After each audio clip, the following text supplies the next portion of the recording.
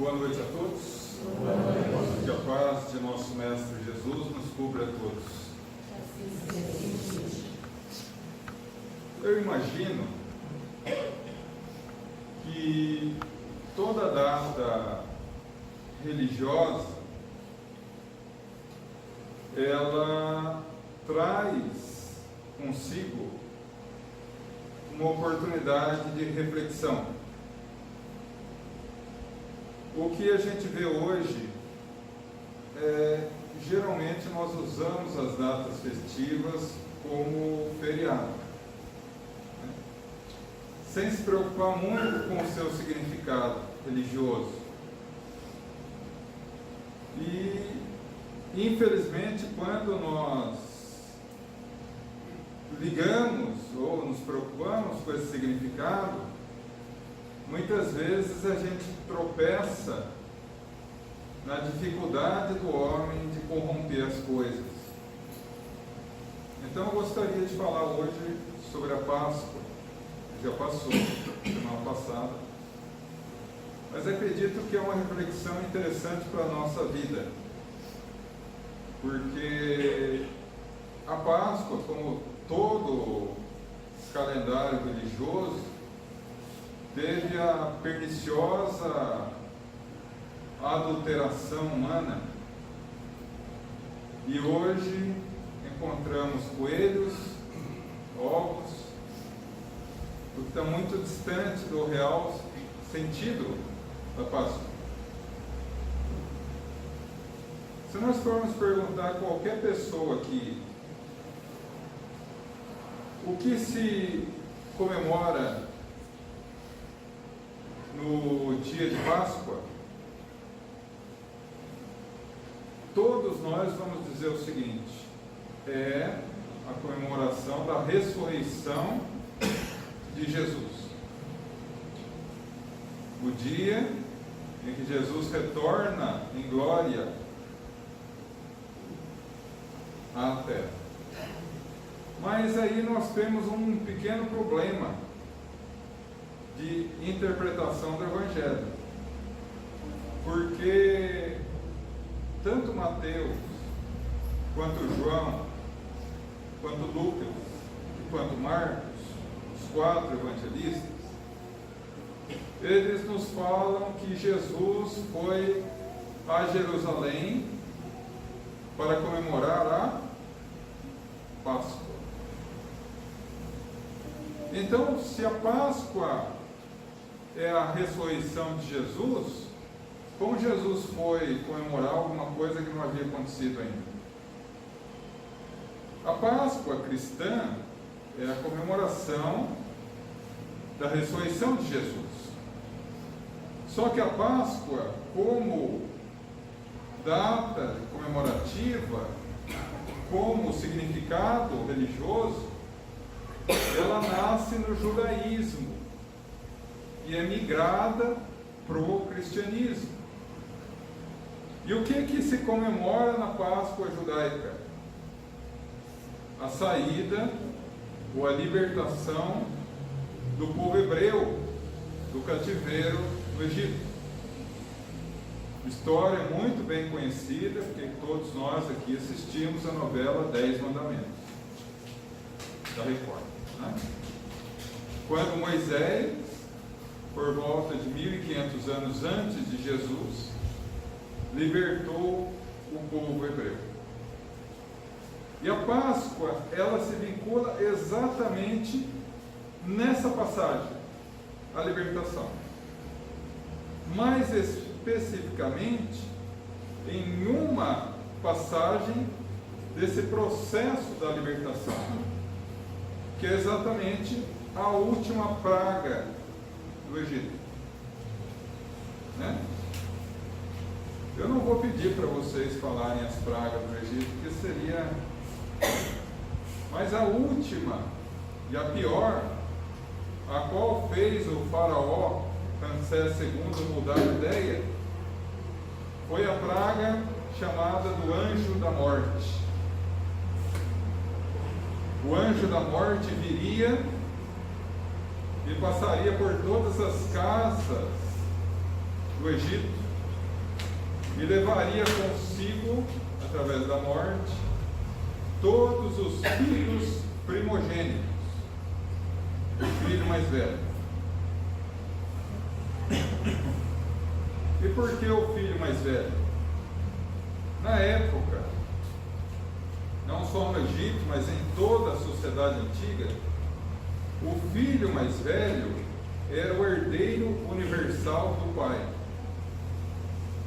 Ele recebia não só todo o mérito, todo o prestígio, todas as funções do pai, como bem toda a herança do pai. O segundo filho recebia alguma coisa se o filho primogênito quisesse. Tem 2 filhos, o pai morre, tudo vai para o primeiro filho. O segundo, se o filho primogênito não quiser, vai para o sargento. Era assim. Então a importância do filho primogênito era muito grande. E nesse contexto, quando o anjo da morte ameaça em levar o filho primogênito, é uma coisa extremamente grave.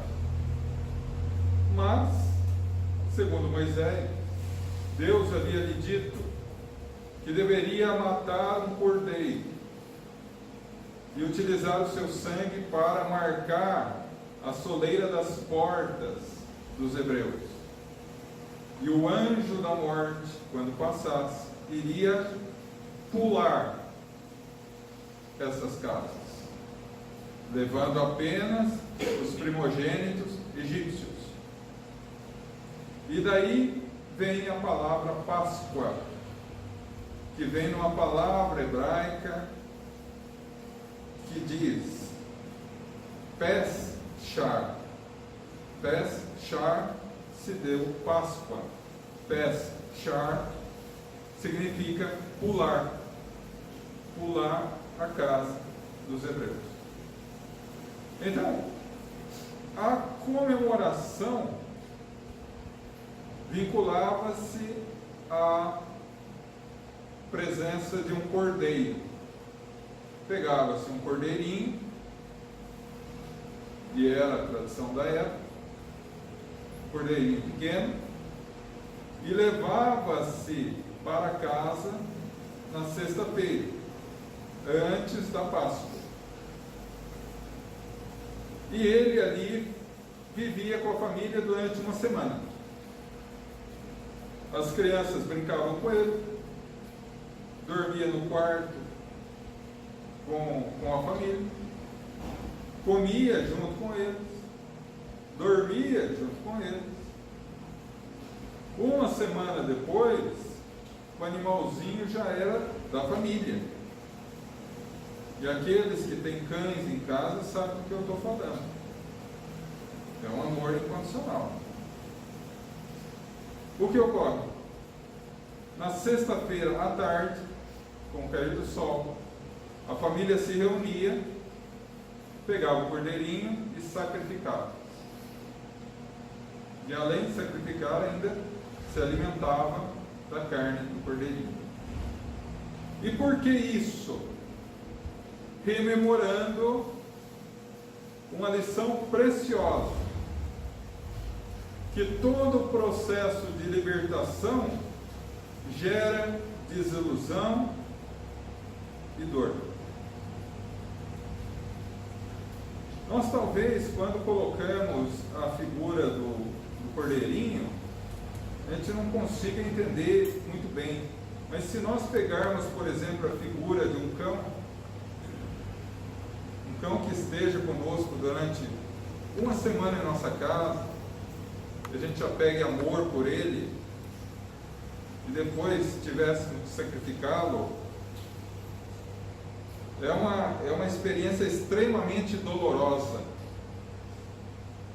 E isso para rememorar o sofrimento que se deve passar sempre que nós queremos alcançar a libertação. No caso do povo hebreu, o sofrimento de abandonar 400 anos de vícios sociais e emocionais equivocados. o que gerou o fato deles passarem 40 anos no deserto se purificando. Agora nós pegamos essa ideia e jogamos a ideia de Jesus. Jesus teve 3 anos de vida pública, onde ele dormia com os apóstolos na casa de Simão Pedro, pescava com eles, fazia refeições com eles, viajava com eles, orientava eles.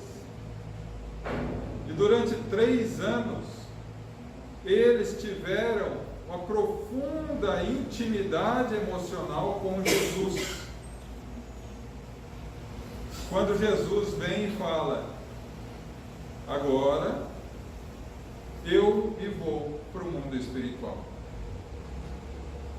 e vocês vão experimentar a dor da minha ausência física, mas eu estarei convosco até a consumação dos séculos. Mas se um lado vocês vão experimentar a dor da minha ausência física, de outro lado vocês vão passar pela experiência libertadora mais importante da vida de vocês.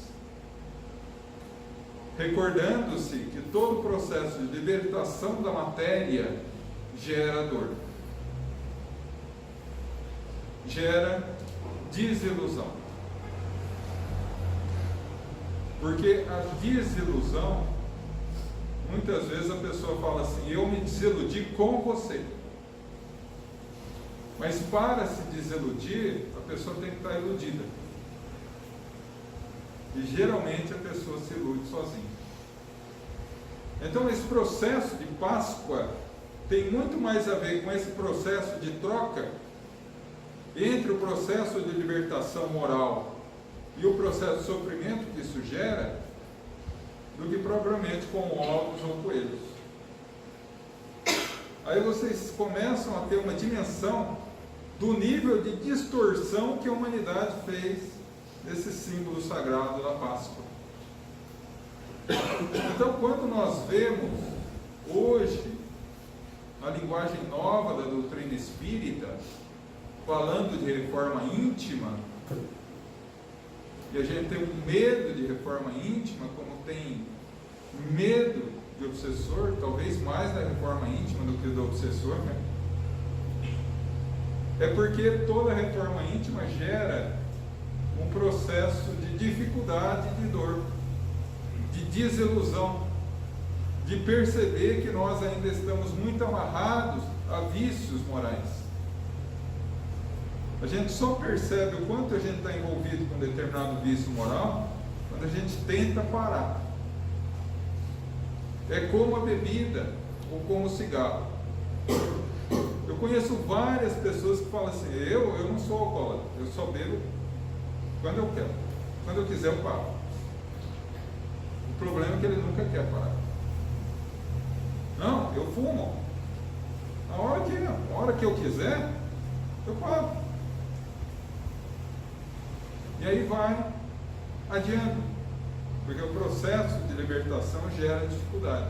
No caso do vício moral, a dependência, a abstinência. E no caso do vício moral também. Vamos analisar que é uma coisa natural. O indivíduo aprendeu a mentir. Passa 600 anos mentindo. Várias vidas. Aí ele chega e fala: não, agora eu não vou mentir mais, eu mudei, eu quero mudar, eu quero me vigiar, eu quero ser uma pessoa verdadeira, honesta. É fácil? Não é fácil. Então é esse processo de dor, de desilusão, de perda, de desvinculação dos bens materiais, que a matéria nos influencia. Esse sentimento que é o significado da Páscoa. Quando nós falamos em ressurreição do Cristo, Quando nós falamos em tirar o Cristo da cruz, para vê-lo luminoso no Getsemane, no domingo de Páscoa, a gente leva ao pé da letra. Quando nós deveríamos dizer o seguinte: a Páscoa é tirar o Jesus crucificado do nosso coração e deixá-lo luminoso se espraiar por nós através de atitudes renovadas. Mas mudar dói, e nem todo mundo está disposto a mudar. Tem uma notícia boa e uma não tão boa. A não tão boa é que a única maneira de você encontrar a total felicidade, que um dia você vai encontrar, é mudar. E mudar dói. Mas a boa notícia é que somos eternos. Então você tem a eternidade para isso. É mais ou menos como a questão do cachorro, que eu já contei aqui algumas vezes. O indivíduo para num posto de gasolina e um cachorro chorando do lado. Ele acha estranho, mas vai, come alguma coisa, vai ao banheiro, 20 minutos depois pega o carro, o cachorro chorando ali ainda. Ele, incomodado com aquilo, fala para o frentista: olha, por que esse cachorro está chorando? Alguém bateu nele? Não, é que ele está sentado em cima de um prego. Em cima de um prego? Por que ele não levanta? Porque está doendo para chorar, mas não está doendo para levantar.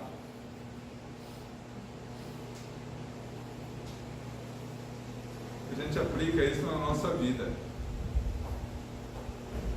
Muitas vezes a gente reclama da dor porque não está doendo ainda para mudar. Está doendo só para reclamar. Então é esse o sentido da Páscoa. E aí eu gostaria de passar a análise de uma vida de uma pessoa que não apenas entendeu o sentido profundo da Páscoa, mas que mudou de tal forma que a sua vida passou a ser um exemplo do significado da Páscoa. Ela morava em uma cidade às margens do mar da Galileia, que na realidade não é um mar, é um grande lago, nas proporções da Baía de Guanabara. E em volta do lago, várias cidades foram formando: Cafarnaum, a cidade de Simão Pedro, Betsaida, Dalmanuta, Magdala. E ela morava em Magdala, que era uma cidade turística da época, famosa, várias celebridades, personalidades da época passavam suas férias em Magdala, o que hoje nós chamamos de VIP, a turma VIP, né? Hoje vai para Fernando de Noronha, naquela época ia para Magdala. Então, ela nasceu ali. Teve uma vida infantil e da adolescência razoavelmente tranquila, religiosa, como era hábito do povo hebreu, uma vez por ano, por ocasião da Páscoa, ia à cidade santa de Jerusalém, e numa dessas tardes que ela estava de frente ao grande templo de Salomão, ela ouve uma voz falando coisas doces. Ela já era uma menina, moça, 15 anos, longos cabelos negros que beijavam a cintura, os olhos como dois faróis azuis a iluminar o rosto. E ela, inebriada com aquela voz, se entregou ao amor. E no outro dia acordou no bordel. Na realidade, não era um amor, era um animal que havia cavalgado sobre seus sonhos de menina. Como a única saída para essa situação era vender ilusões através da prostituição, ela saiu dali e começou a vender as primeiras ilusões. 10 anos depois, ela era a rainha da noite em Magdala. O seu castelo era o mais bem frequentado de toda a região. Sacerdotes de Jerusalém, príncipes da Dalmácia, soldados romanos, mercadores atravessavam Betabara, a casa da passagem do Rio Jordão, só para se glorificarem de ter passado uma noite com a mulher linda de Magdala. Ela tinha tudo: vestidos, obras de arte, escravos, dinheiro de várias partes do mundo, só que não tinha paz. As pessoas em Magdala diziam que ela tinha 7 demônios que a perturbavam. Era muito comum à noite, em algumas noites, ela pedir para fechar o palácio e não atendia ninguém. Se mergulhava na própria loucura e desespero no seu quarto, e ali ela não atendia ninguém. Numa daquelas noites, um mendigo da estrada bate à porta e um dos escravos vai atendê-lo e diz: eu gostaria de falar à senhora. Ele gargalha e diz: hoje pela manhã ela negou a visita de um príncipe da Dalmácia. Como receberá um mendigo da estrada? Receberá, porque senão aqui eu vou dar um tal pânico, vou começar a gritar aqui. E ele, com medo, foi até a senhora para avisar o que estava acontecendo. Só que não percebeu que o mendigo estava indo atrás.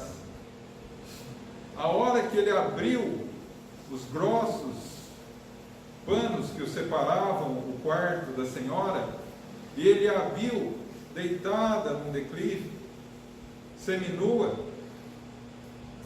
ele se aproxima dela e diz: senhora, eu vim pagar a minha dívida contigo. Ela ainda meio atordoada, meio envolvida, olhos vidrados no nada: que queres de mim? Senhora, não se lembra de mim? A senhora passava na sua carruagem com o senador Póculo rumo a Damanuta, e eu pedi uma moeda e iria atrás de Jesus de Nazaré para que me curasse a lepra do corpo. A senhora jogou um cesteço de ouro e diz: vai, e se você encontrá-lo, traga-me a mim, para ver se ele consegue curar a lepra da minha alma. E aqui estou, senhora, para dizer que eu o encontrei. Aqueles olhos meigos, aquela voz firme e doce que me perguntou: tu acreditas que eu possa te curar? Acredito, Senhor.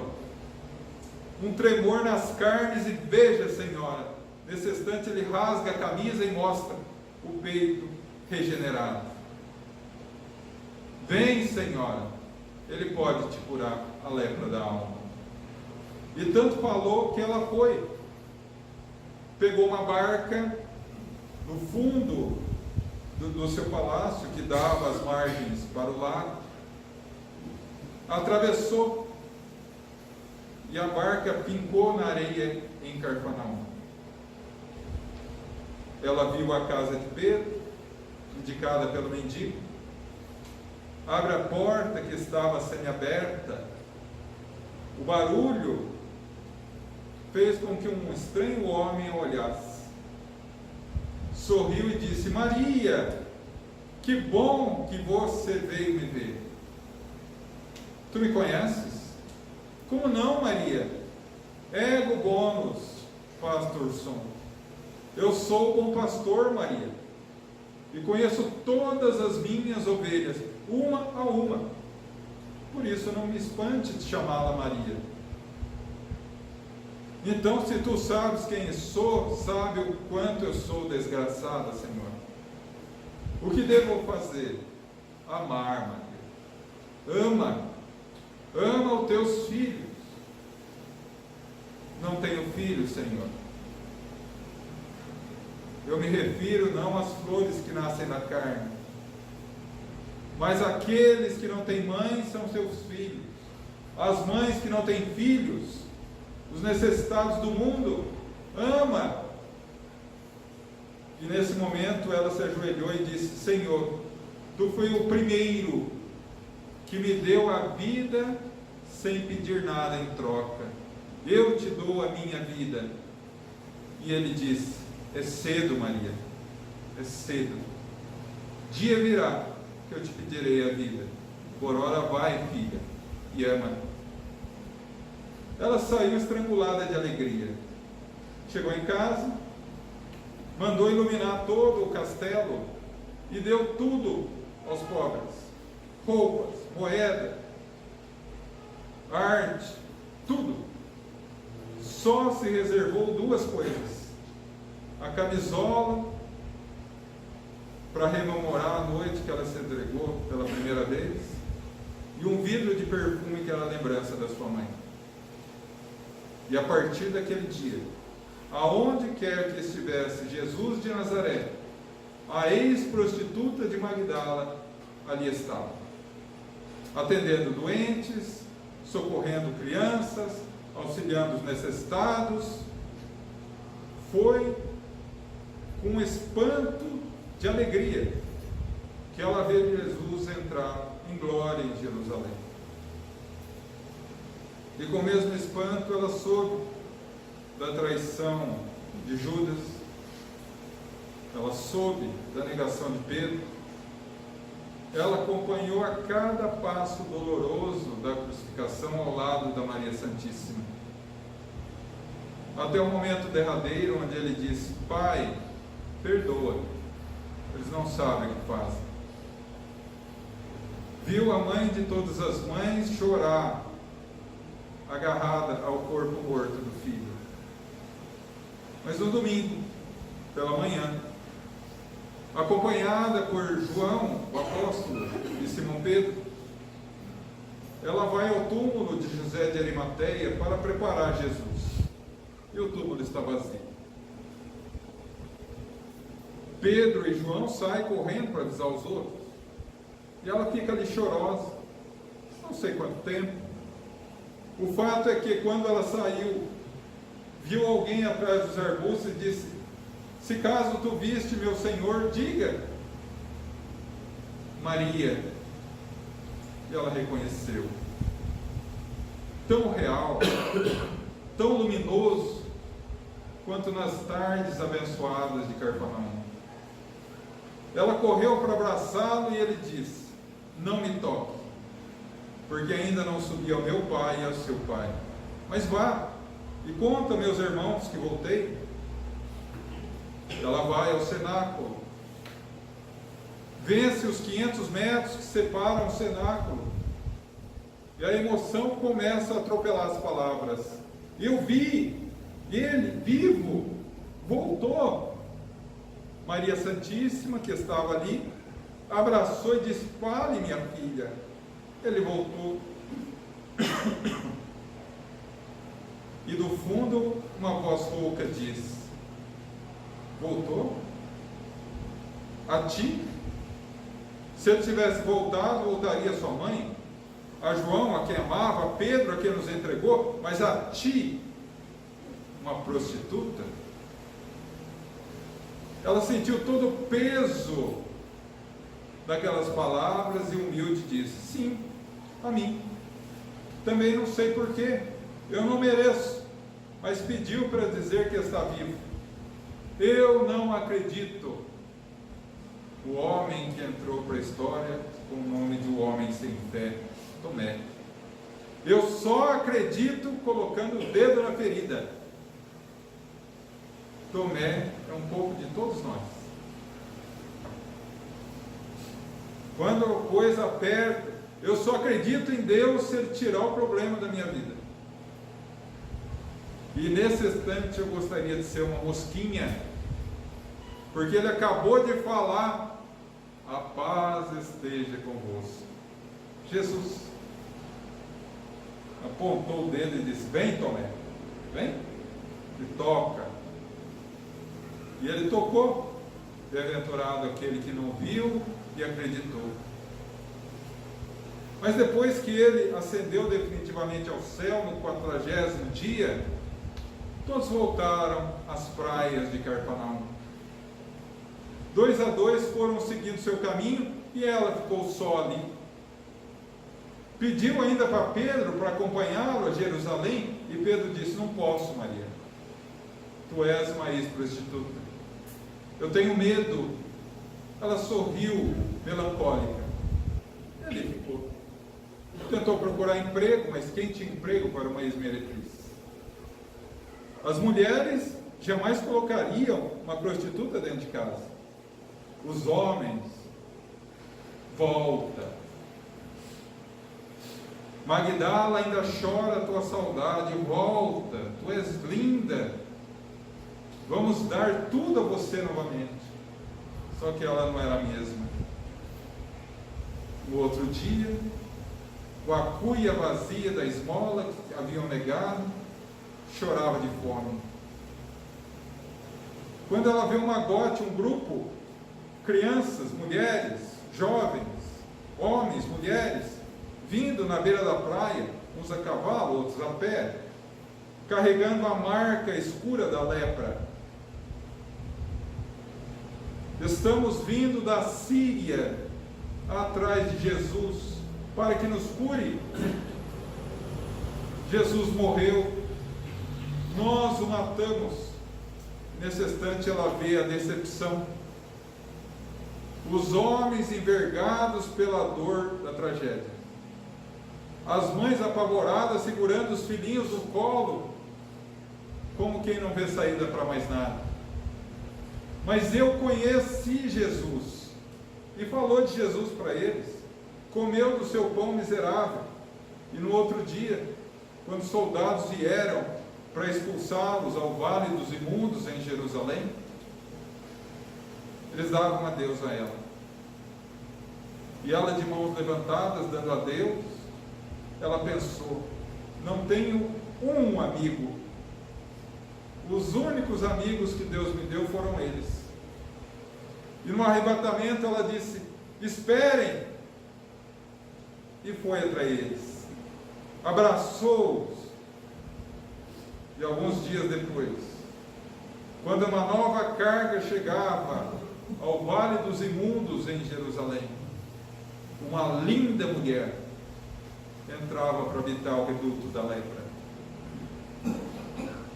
Todas as tardes, ela subia num pequeno planalto, e quando o sol se punha no monte Gelboé, ela dizia: vós, os leprosos. E a esperança, a alegria e a paz reverdeceu aquele chão. Os anos passaram, 15 anos.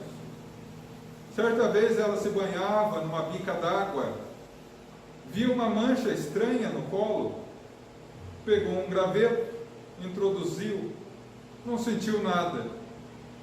Naquela tarde, o discurso foi diferente. Nós, os leprosos, ela também estava. Pagarei na carne os erros que na carne eu cometi. E continua.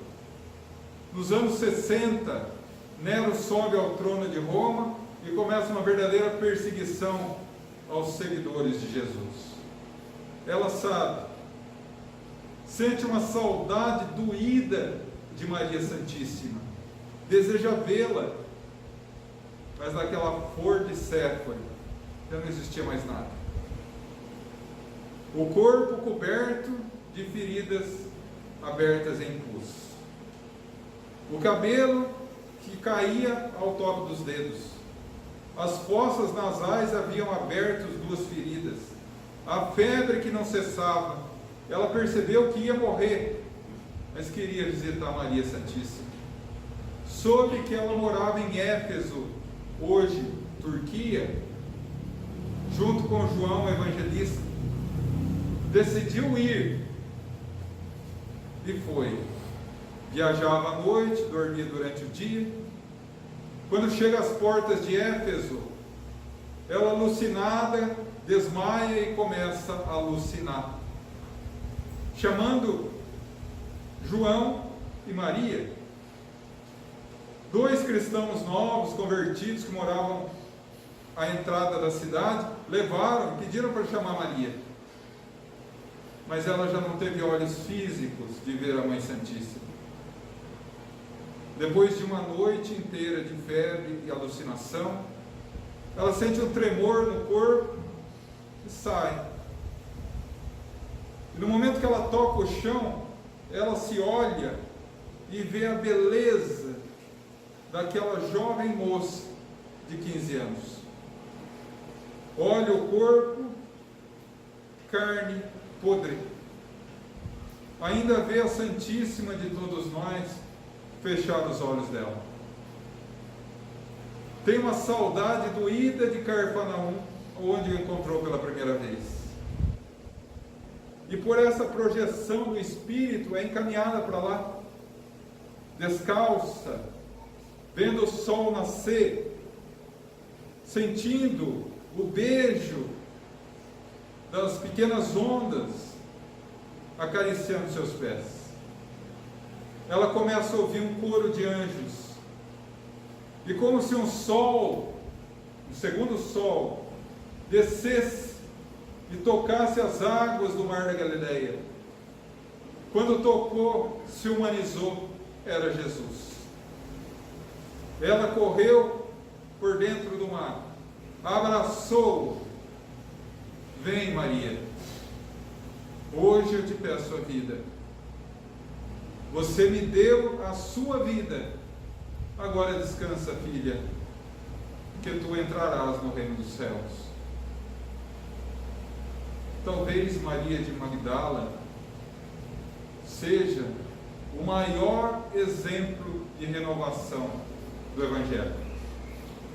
Porque Paulo era justo, era casto, Estevão era puro, mas ela era toda podridão. E se converteu de tal forma ao Evangelho que foi elegida como a mensageira da renovação, a mensageira da ressurreição, a mensageira de que a morte não consegue vencer a vida. Mas sofreu as consequências de ter elegido Jesus.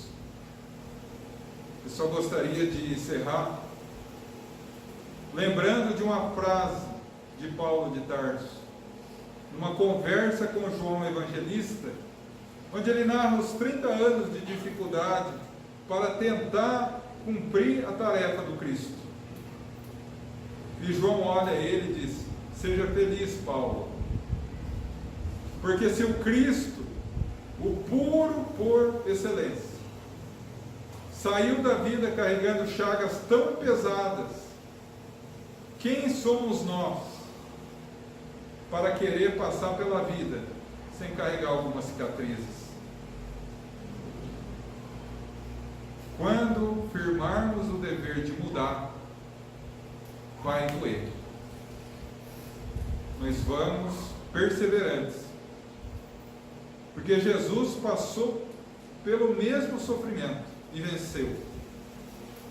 Paulo de Tarso, inspirado nele, que era um assassino, inspirado nele, venceu o mundo, de tal forma que ele diz ao final da sua vida, antes de ser decapitado: eu venci o mundo, já não sou eu quem vive, é o Cristo que vive em mim. E hoje Jesus está no dia a dia, em nossos lares, em nosso trabalho, em nossa vida social, falando ao nosso ouvido: vem a mim, toma de mim o meu jugo que é suave, o meu fardo que é leve. Vai doer, mas eu estarei contigo. Que Deus os abençoe.